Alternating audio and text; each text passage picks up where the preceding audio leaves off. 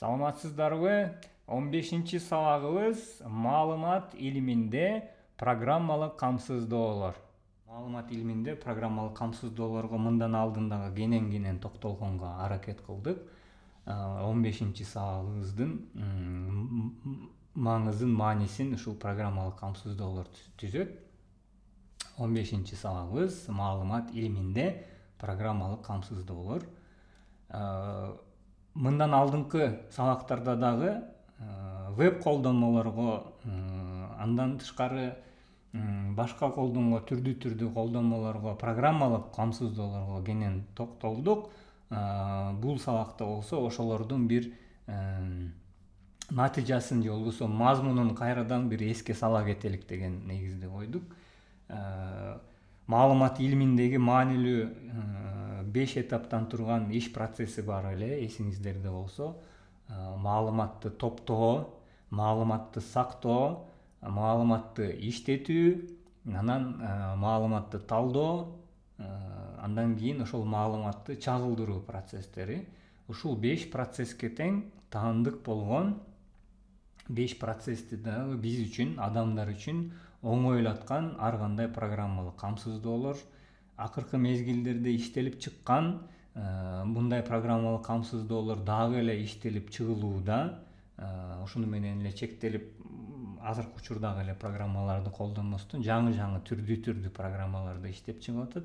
Анткени мисалы чагылдыруу жагын айта кетейин. Азыркы мезгилге чейин билесиздер, көбүнчө биз маалыматты экран аркылуу, компьютер жаатында экран аркылуу эле алчу элек, же болбосо планшет, же болбосо чөнтөгүңүздөгү мобилдик телефон аркылуу бизге компьютер өзүнүн бизге айтайын деген сөзүн ушу экранга чыгарып берет, анан биз экрандан көрчү элек. Бирок акыркы мезгилдерде кошумчаланган чындык, augmented reality, AR, A жана R таңгасы менен белгиленген, жана виртуалдык чындык, virtual reality, VR деген эки түшүнүк пайда болуп келатат. Бул жалгыз гана экран аркылуу эмес, компьютердин ичинде чогулган визуалдык маалыматты бизге кошумчаланган чындык аркылуу, ошондо биздин эле кадимки дүйнө, бизди чөйрөлөп турган дүйнөгө кошумча визуалдык элементтерди кошуу менен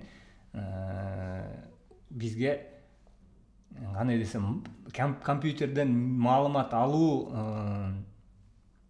тажрыйбабызды кеңейлетүү чаралары, кеңейлетүү изденүүлөрү десек болот. Анан акыркы мезгилдери өзгөчө, сиздер да көрсөңүздөр керек, атайын кийилген аппарат, очкилер менен виртуалдык чындык деген дагы түшүнүк пайда болду. Ошол виртуалдык чындыктын ичинде дагы маалыматты визуалдаштыруу жаатында көптөгөн жаңы программалык аппараттар чыгып жатат. Биздер дагы өзгөчө ушул жаңылыктарды ар дайым, менин оюмча, эсиңиздерде, ушул жаңылыктар менен таанышып турсаңыздар пайдалуу болот деп эсептейм. Өзгөчө маалымат илиминде өзүңүздү бир адис катары даярдайм десеңиздер.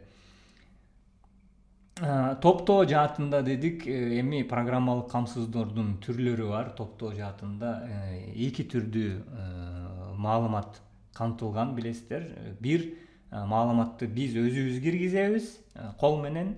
Азыркыга чейин адамзаты топтоп келген, кагаздын бетине биз жазуу менен, калем сап менен жазган маалыматыбызды, тажрыйбаларыбызды, болжолдорубузду, ошо чөйрөдө болуп жаткан окуяларды, изилдөөлөрүбүздү кагаз бетине түшүрүп келгенбиз. Ошол изилдөөлөрүбүздү эми компьютердин түшүнө тургандай санарип форматка өткөрүү иштери, киргизүү сөзү менен бул жакта көрсөтүлгөн. Же болбосо компьютер өзүнөн өзү эле маалыматты, мисалы азыркы учурда мен сиздерге бул лекцияны жаздырып атканымда сигнал аркылуу маалымат компьютердин катуу дискине жазылып жатат. Алдымда камера турат, мени жаздырып атат, маалымат пайда болуп атат, менин сөзүм жазылып атат, айтылып аткан сөздөрүмдү башка жака жазып атат. Ошону менен сигналдан кабыл алынган маалымат дагы компьютерге келген маалымат, топтолгон маалымат, анан муну иреттүү түрдө сактап, иреттүү түрдө керексиз ичиндеги маалыматтардан арылып, анткени маалымат канчалык таза болсо ошончолук жакшы жыйынтыкка жетсек болот. Кампалоо деп дагы жүрөбүз. Эми кампалоо дегенде бунун маалыматты сактоо, узун мөөнөттүү сактоонун жагдайларынан бирөө.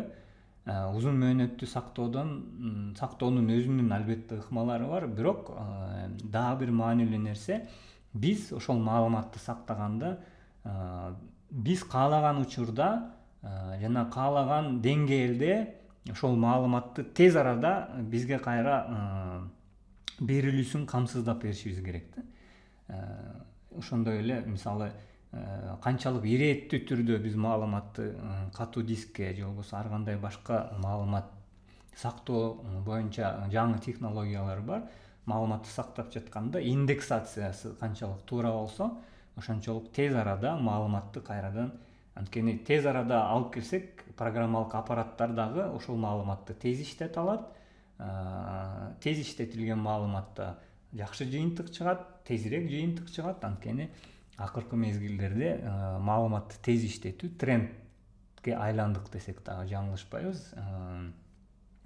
Трендке айланганынын себеби, мисалы сиздер бир интернет булагындан бир маалыматты издесеңиздер, ошол эле Google'га же болбосо Яндекске же болбосо Mail.ru сервисинин маалымат издөө порталында сиз бир нерсени жазып, анан кайрадан сизге жооп күтүү процесси. Мисалы жаздыңыздар, бир мисалы эмне үчүн жаан жайт деп бир суроо бердиңиздер. Анан Enter'га басканда 2 мүнөттөн кийин, 3 мүнөттөн кийин эгерде бир жооп келе турган болсо, сиз үчүн бул кызыксыз болсо керек. Азыркы учурда биз бир нерсени сураганда маалыматтын дароо эле көзүбүздүн астына чыгып калсын, камсыздоо шарты көрүлүп калган, анткени ошондой каалоо тилек бар. Орточо эсеп менен мындай жыйынтыктар 3 секундадан ашпаш керек деген бир стандарт бар. Ошондо сиз бир нерсени серверге жибергенде 3 секунданын ичинде, мисалы эртең Ошто же Бишкекте аба ырайы кандай деп биздин мобилдик колдонмоңузга же компьютерге сураганда, муну 3 секунданын ичинде сиздин ушу маалымат сурап атканыңызды, Бишкекте же Ош тууралуу маалымат сурап атканыңызды билип түшүнүп, маалымат камсыздап бере турчу серверлерге, ошол аба ырайы тууралуу маалыматты бере турчу серверлерге байланып, ал жерден ошол Бишкек же Ош тиешелүү маалыматты алып, анан кайра алып келип, муну экранга чагылдырып, сиздерге берүү процесси 3 секунданы ашпаш керек. Тез болуп аткан себеби ошон үчүн программалык камсыздоолордун дагы бир өзгөчөлүгү тез иштешиш керек. Тез иштеш үчүн маалымат иреттүү бир түрдө бир жакта сакталыш керек. Албетте иреттүү түрдө сакталган маалыматты тез иштетебиз дедик. Казып алуу, дата майнинг программалары бар, жалпылоо программалары, моделдөө программалары. Бул маалыматты анан бизге иштетүү жаатында даяр программалар болушу мүмкүн. Даяр программаларды колдонушуңуздар мүмкүн. Же болбосо мындан алдыңкы сабактарда токтолуп кеткендей Python, R, C++, Java, MATLAB сыяктуу программалоо тили аркылуу өзүңүзгө таандык бир программалык камсыздоодо иштеп чыгышыңыздар мүмкүн. Албетте бул эми сиздин койгон маселеңизге, чече турчу көйгөйүңүзгө байланыштуу нерсе. Андан кийин талдоо маселеси дагы программалык камсыздоолор менен көбүн эсе жүргүзүлөт. Бир маалыматты тастыктоо, текшерүү, жыйынтыктоо иштеринде да көбүн эсе ар кандай тастыктоо программаларын колдонуп келебиз. Бул жакта негизги максат бизге иштелип чыккан маалыматтын канчалык чындыкты чагылдырганын текшеришибиз керек. Бул маалыматты биз чын эле колдоно алабызбы? Бул маалымат колдонсок бизди кайсы натыйжага жеткирет деген бир чечмелөө иши. Андан кийин чечмелегенден кийин бул чечмелөө иштерибизди визуалдаштыра турчу, отчетторго айландыра турчу, ар кандай презентацияларды бере турчу. Ошол эле мисалы мен сиздерге бул жакта даярдап бергендей Microsoft мисалы PowerPoint программасы, визуализация, презентация же отчет даярдоодо программалык камсыздоо, кеңири тараган программалык камсыздоо мына сиздерге кадимкидей бул жакта мен айта турчу максатымды ушу топтоо, сактоо, иштетүү, талдоо, чагылдыруу бир процесс экенин, бири-биринден негизи канчалык айырмаланып турса дагы бири-бирине байланыштуу экенин, анан бул процесс жалгыз эле бир жолу өтүп калып токтоп калбастан кайталануучу процесс экенин, итеративдик процесс экенин ушул Microsoft PowerPoint программасы аркылуу мына бул жерге сиздерге чагылдырып бергенге аракет кылдым. Демек, бул маалыматты чагылдыруу жаатында дагы программалык аппараттар бар.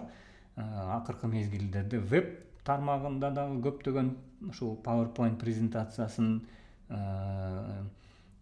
сымал презентацияларды чагылдыруу иштерин жүргүзө турчу программалык камсыздоолор бар. Анан мындан алдын дагы буларга кенен токтолгонбуз. Бул жакта баягы программалык аппараттардын тизмелери, ар программанын өзүнө таандык артыкчылыгы бар, өзүнө таандык спецификациялуу бир тармагы бар. Ошол тармактарда мисалы жакшы иштейт. Мисалы талдоо жагында SAS көбүнчө бизнес тармагында SAS программасы колдонулат. MATLAB көбүнчө илимий иштерде мисалы колдонулат. Өзгөчө өзүнүн атынан да чыккандай Mathematics Laboratory, математика сөзүнөн чыккан үчүн мисалы физика өзгөчө лабораторияларда эксперименттерди жүргүзүү жаатында MATLAB программасы, анан тили дагы бар. Бул жакта баса белгилеп кетчү нерсе, бул жакта программасы, даяр программалык камсыздоосу айтылган. Негизи өзүнүн MATLAB тили, программалык тили дагы бар. Бул жакта адаштырбаңыздар. Визуализация жагында Jupyter, Tableau, Cognos булардын арасында акча менен сатып алына турчу программалык камсыздоолор бар. Же болбосо бекер код менен таратылган программалык камсыздоолор бар. Албетте өзүнө өзү акча менен сатылып алгандын дагы өзүнүн артыкчылыктары бар. Акча төлөнгөн соң албетте ичинде көптөгөн нерселер даяр келет. Ачык коддуу программалардын дагы өзүнө таандык артыкчылыктары бар. Ачык коддуу программада сиз дайым өзүңүзгө ал программаны, эгерде ошол программа камсыздоонун жазылган тилин билсеңиз, өзүңүздөргө дайым ылайыкташтырып алганга мүмкүнчүлүгүңүз бар. Ошондой эле мисалы жалпы программалоо билбестен эле маалыматты иштетүү боюнча программалык аппараттар, Excel сымал, ушул эле Microsoft PowerPoint сымал программаларды дагы кенен колдонуп келебиз. Анан акыркы мезгилдерде өзгөчө булут технологияларда ошондо программалык камсыздоолордун билесиздер эки түрдүүсү бар. Бир сиздин десктоп версиясы дейбиз, десктопный версия. Мисалы Microsoft PowerPoint, Excel десктоп көбүнчө даяр биздин компьютерге жүктөлгөн версиялары. Анан браузердин ичинен бул толстый клиент, тонкий клиент орусчасы, ошондо калың клиент, жука клиент принцибинде иштеген программалык аппараттар. Калың клиентте, жоон клиент десек да болот. Жоон клиентте программалык камсыздоо сиздин компьютерге жүктөлгөн болот. Эч кандай интернет байланышы болбостон эле программаны сиздин жеке компьютерде иштеткенге ар дайым мүмкүнчүлүк бар. Жука клиентте болсо программалык камсыздоонун интерфейси гана сиздин компьютерде болот. Бул көбүн эсе браузер аркылуу иштейбиз. Анан интернетке зарыл.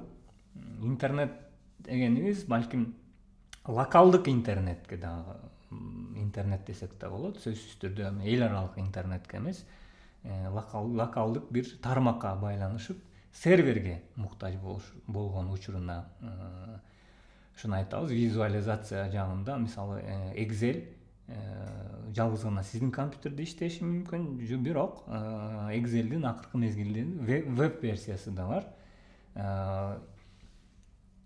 Булут технологиялары менен иштеп келген программалык камсыздоолор дагы бар. Мунун эң жакшы жагы булут технологиялардагы маалыматыңыз ошол булут серверинде сакталган үчүн кийин ал маалыматты сиздин жеке компьютериңизден да иштетсеңиздер болот. Эгерде жеке компьютериңиз колуңуздун астында эмес болсо, бир жакка кеттиңиз, мисалы командировка болду же эс алуу үчүн бир жакка кеттиңиз, бирок ошол маалымат менен иштейм десеңиз, аны кайра жеке компьютериңизге барбастан эле мобилдик телефонуңуз аркылуу, ноутбугуңуз аркылуу же башка бирөөлөрдүн компьютери аркылуу маалыматыңызга байланып иштеткенге мүмкүнчүлүгүңүз бар. Анын ошондой артыкчылыгы бар. Бирок кемчилиги эмнеде? Интернет болбой калганда иштей албай каласыз. Эки программанын албетте бири-бирине болгон ушундай артыкчылыгы жана кемчиликтери дагы бар. Бул жакта эми сиздерге маалымат иштетүү, маалымат илиминде маалымат иштетүүдө колдонулган программалык камсыздоолордун тизмесин бергенге аракет кылдык. Бири-бирине байланышкан ошондо группаларга, топторго бөлүнгөн десек дагы болот. Эми көбүн эсе маалымат илиминде профессияларга токтолдук элек, эсиңиздерде болсо. Анан бул программалык камсыздоолордун негизги колдонуучулары, негизги клиенттери, негизги кардарлары анан ушул профессиялар болуп эсептелинет. Өзгөчө дата инженерлер, маалымат инженерлери ушул программалык камсыздоолорду иштеп чыгуу жаатында иштешет. Программалардын мындан алдыңкы слайдта көрүнгөн программалардын дээрлик бардыгын ушул маалымат инженерлери иштеп чыкты десек да туура болот. Маалымат инженерлери ичиндеги чоо жайларын, ичинде камтыла турган маалыматтарын албетте жакшыраак билген үчүн иштеп чыгышат.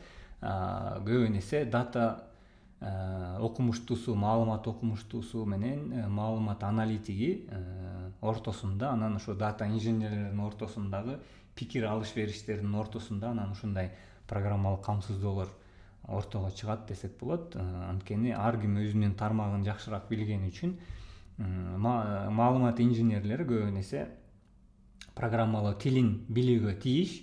Анткени программалоо тилин билген үчүн ушул продукттарды, программалык камсыздоолорду иштеп чыгат. Маалымат окумуштуусу менен маалымат аналитиги программалоо тилин билиши шарт эмес.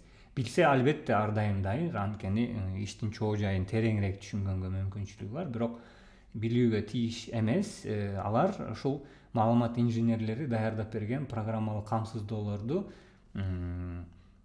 майын чыгарып колдонгонду билишсе, бул жетиштүү. Анткени эгерде мисалы бир нерсеси иштебей баратса же болбосо дагы кошумча бир нерсе керек болсо, бул дайым маалымат инженерлерине кайрылып, мен ушул программада могул өзгөчөлүктөрүн дагы кошуп берчи деген сунуштар менен келсе болот. Маалымат инженерлери болсо кийин ал программаны версиялары, жана биринчи версия чыгат, экинчи версия чыгат, үчүнчү версия чыгат атпайбы программаларда. Ошондой эле маалымат инженерлери кийин программанын кийинки версияларында маалымат аналитиги менен маалымат окумуштууларын сунуш пикирлерин дагы камтыганга аракет кылышат.